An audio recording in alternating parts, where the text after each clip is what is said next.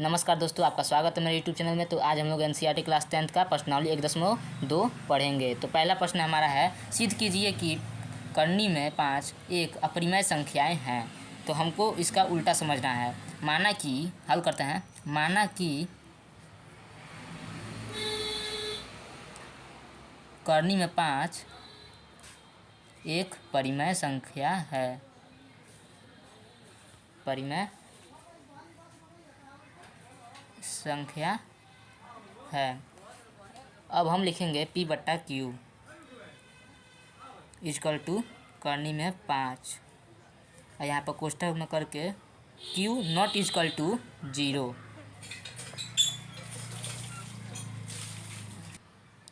दोनों तरफ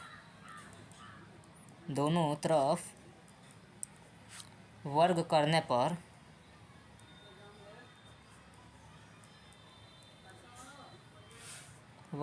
पर P/Q का वर्ग कर देंगे इक्वल टू करनी में 5 स्क्वायर में हो जाएगा। ठीक है।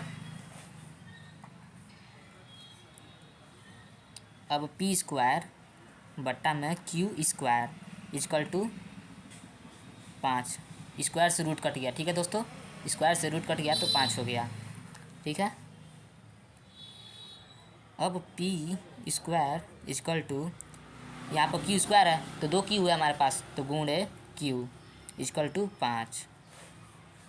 अब P square Q equal to 5 गुणे Q। यहाँ पर 2 Q था जो एक Q यहाँ पर आ जाएगा। ठीक है। अब ये हमारा भिन्न हो गया और ये हमारा पूर्णांक हो गया। अब आगे सॉल्व करते हैं हम लोग। भिन्न नॉट इक्वल टू पूर्णांक। भिन्न नॉट इक्वल टू पूर्णांक, ये असंभव है। ये असंभव है, इसलिए हमारी मान्यता गलत थी। अतः करनी में 5 एक अपरिमेय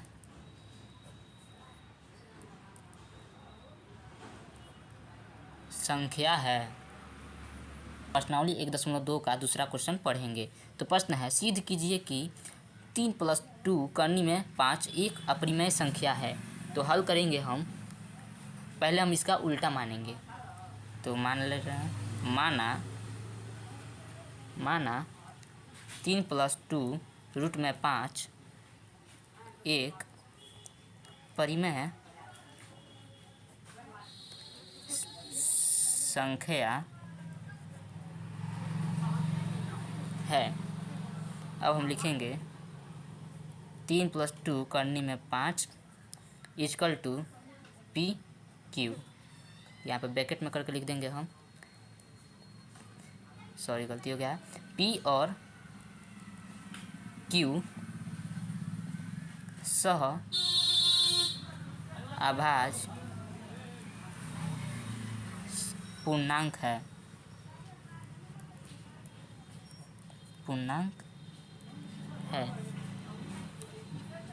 जहाँ Q नॉट इक्वल टू 0। अब हम लिखेंगे 2 रूट में 5 इक्वल टू PQ। ये जो 3 है यहाँ पर, ये जो 3 प्लस में है ये यहाँ पर माइनस में आ जाएगा, -3। अब लिखेंगे हम 2 करनी में 5 इक्वल टू P - 3Q। यहाँ पर हम लोग LCM कर रहे हैं। ठीक है, LCM किया है हम। अब रूट में 5 इक्वल टू P - 3Q। यहाँ से जो 2 था वो 2 हमारा नीचे आ जाएगा, बट्टा में Q, 2Q हो जाएगा। ठीक। तो दोस्तों आप लोग तो जानते ही हैं कि हमारा करनी में 5 एक अपरिमेय संख्या है। तो हम लिखेंगे चूँकि हम जानते हैं कि करनी में 5 एक अपरिमेय संख्या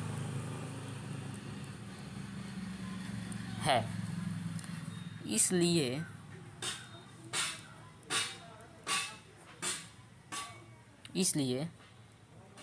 इसको इस 3 डॉट को इसलिए कहते हैं, ठीक है। p माइनस 3q बटा 2q भी अपरिमेय होना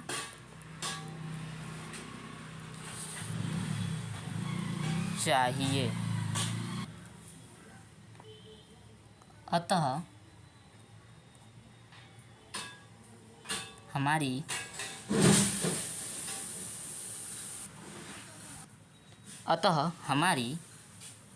कल्पना गलत है और 3 + 2 करनी में 5 एक अपरिमेय संख्या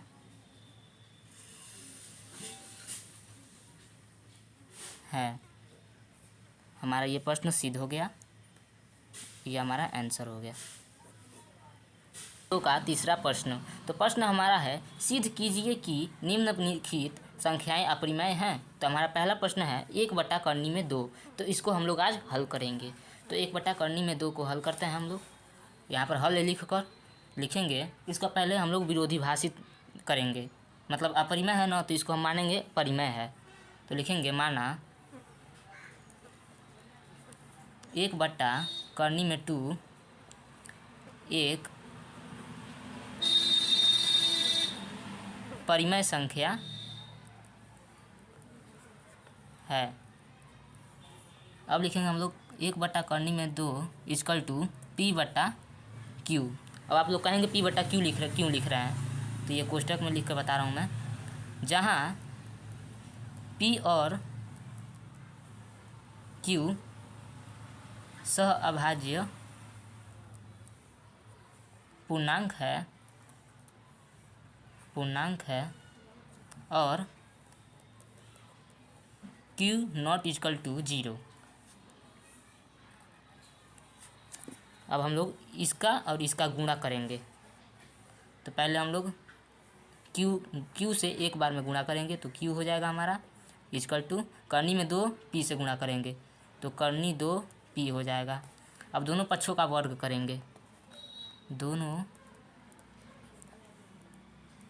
पक्षों का वर्ग करने पर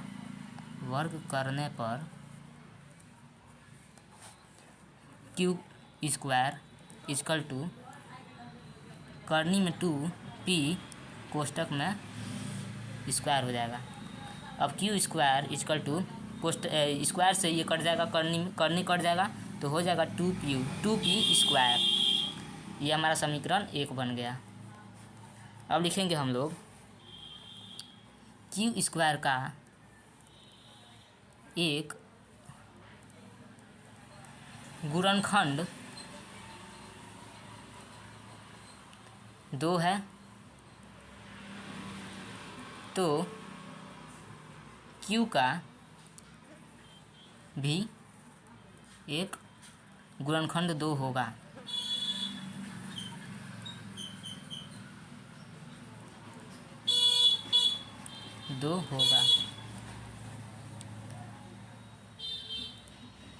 q = 2m का मतलब कोई संख्या है, 2m। q का मान समीकरण 1 में रखने पर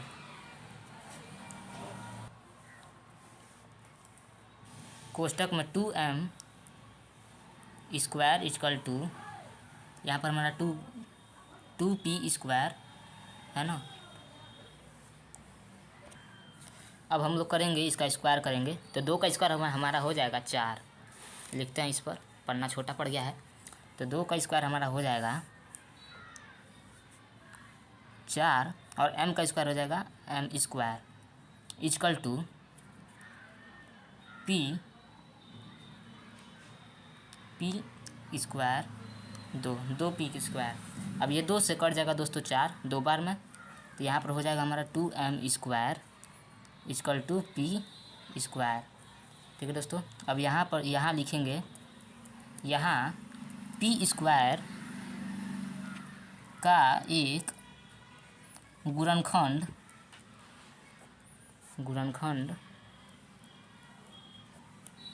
2 है, तो p का भी एक गुणनखंड 2 होगा।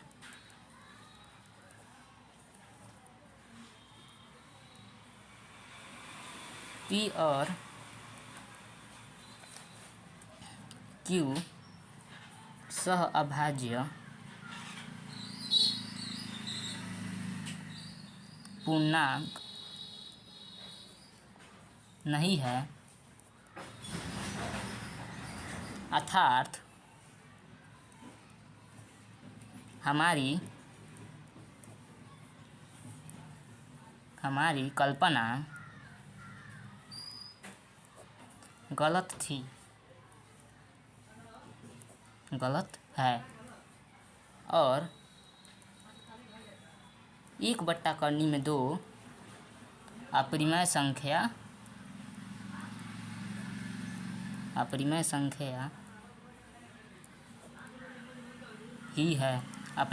ही है। दोस्तों एक बार मैं दिखा देता हूँ आप लोगों को बढ़िया से लिख लीजिए। क्वेश्चन है, लिख लीजिए, सिद्ध कीजिए कि एक निम्न से लिखित संख्या अपरिमेय है।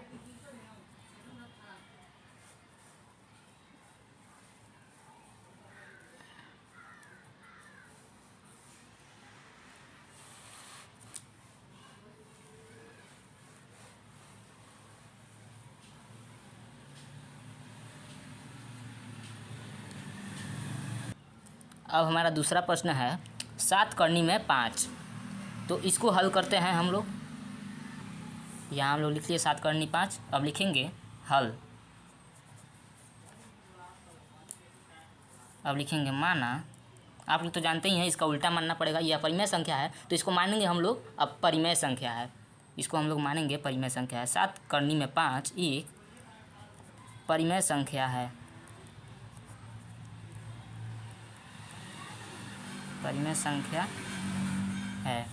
अब लिखेंगे 7 करनी में 5 इक्वल टू p/q, जहाँ p और q सहभाज्य संख्या है, सहभाज्य पूर्णांक है और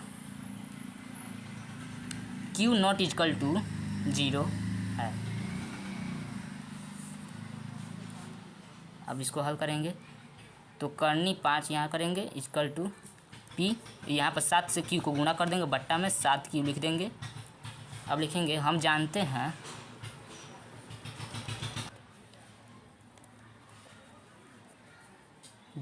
हैं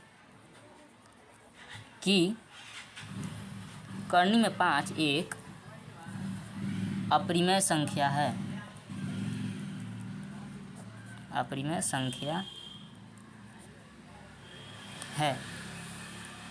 इसलिए p/7 में q भी अपरिमेय संख्या होनी चाहिए।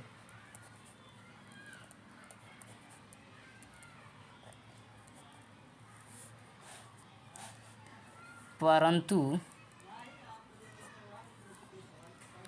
p equal to 7q, p/7q वह एक परिमेय संख्या है।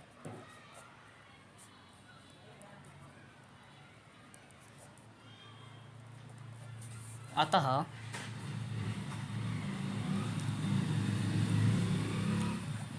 हमारी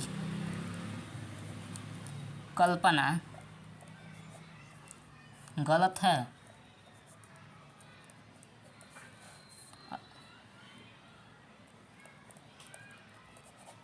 सात करनी में 5 एक अपरिमेय संख्या ही है, संख्या ही है। ये हमारा दूसरा प्रश्न भी सिद्ध हो गया।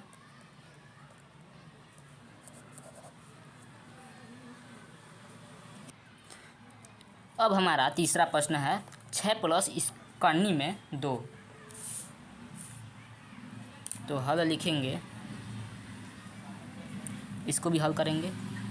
तो लिखेंगे माना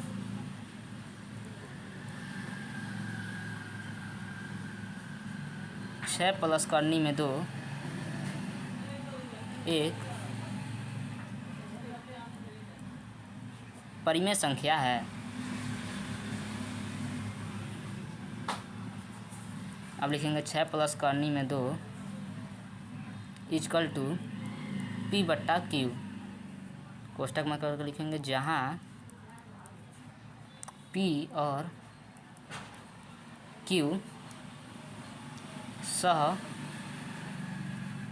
भाज्य पूर्णांक है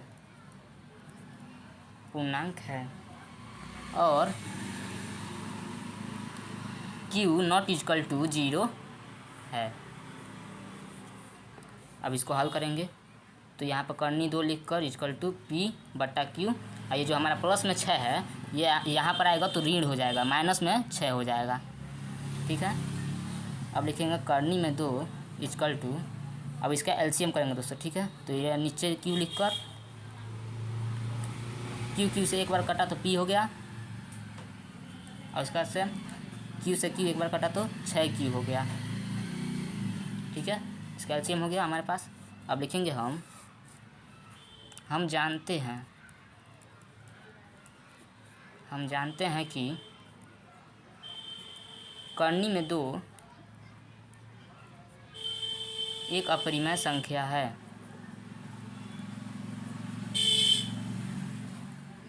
अपरिमेय संख्या है, तब p माइनस 6q बट्टा q भी अपरिमेय संख्या होना चाहिए।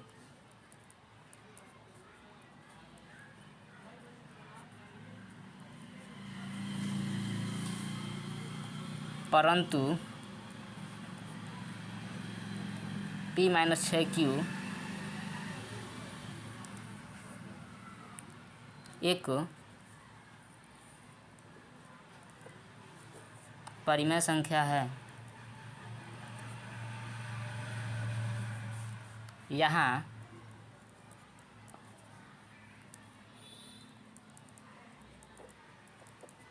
विरोधाभास उत्पन्न हो रहा